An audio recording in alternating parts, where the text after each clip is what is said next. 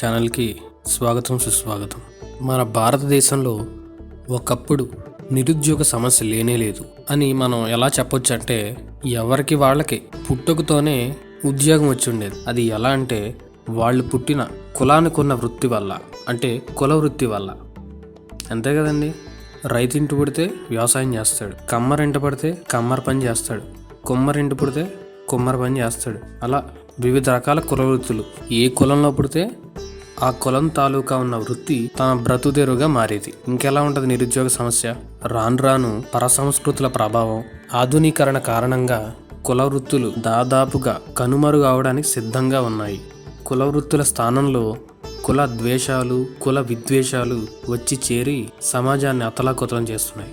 కుల అభిమానాన్ని నేను తప్పుపట్టడం, ఎందుకంటే దాని ద్వారానే కదా మన జన్మకి కారణమైన మన పూర్వీకుల ఉనికి తెలిసేది. ఒకే కులస్తులు అంటే ఏదో మూల అందరూ బంధువులనే కదా అర్థం. ఆ కారణంగా ఎలాంటి సమాజంలోనైనా ఇలాంటి కులాభిమానాలు సహజం. కానీ అవి మితిమీరి ఎలాంటి పరిస్థితులు దారితీస్తున్నాయంటే, మనం మనుషులం, మంచి చెడు, ధర్మం అధర్మం అనే విచక్షణ జ్ఞానం మర్చిపోయి పెచ్చుమీరిన కుల ద్వేషం లేదా కుల అభిమానం వల్ల ఈ ప్రజాస్వామ్యం అపహాస్యమవుతుంది. అవకాశవాదుల చేతిలో కీలుబొమ్మగా మారుతుంది. ఈ జాడ్యం ఎంతవరకు వెళ్ళిందంటే, ఉదాహరణకు అత్యాచారానికి గురైన దళిత మహిళ, వాళ్ళ క్యాస్ట్లు, రిలీజియన్లు ఎవరు అడిగారండి? ఆ రెండు వర్గాల వాళ్ళదేనా సమస్య? మిగతా వాళ్ళకి వస్తే సమస్య కాదా? మిగిలిన వర్గాల్లో ఆడవాళ్ళు ఏం లేరా? మళ్ళీ వీళ్ళు వచ్చేస్తారు మెరుగైన సమాజం కోసం.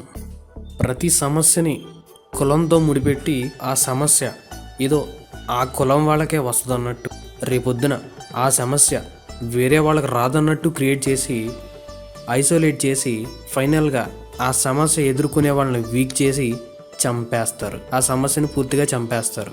చంపడం అంటే సమస్య తీర్చడం కాదు. మిగతా జనాలు అది కూడా ఒక సమస్యనా అని అడిగేంత నా మాటల్లో ఆంతర్యం ఉంది. ప్రతి విషయాన్ని ఉదాహరణలతో సహా చెప్పగలం, కానీ ఈ స్వాతంత్ర దేశంలో చెప్పే స్వేచ్ఛ నాకు లేదు, అంత బలం నాకు లేదు.